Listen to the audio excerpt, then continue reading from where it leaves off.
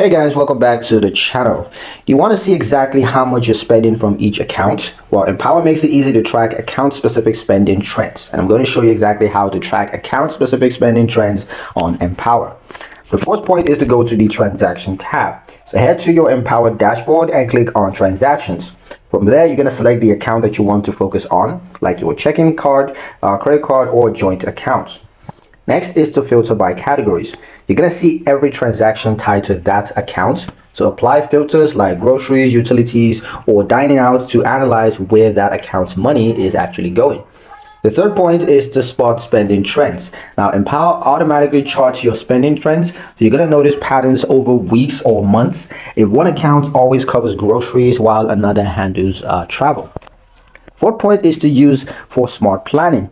So this helps you manage multiple accounts. You're going to know which card or bank account is eating up the most spendings, so you can adjust budgets or consolidate. Tracking per account trends keeps your finances organized and gives you laser focus on spending habits. And that's pretty much it for the video, guys. Hope you liked it. Hope you found the information here useful enough. If you did, like, share, and subscribe for more helpful tutorials. Thank you guys for watching, and I'll see you in the next one.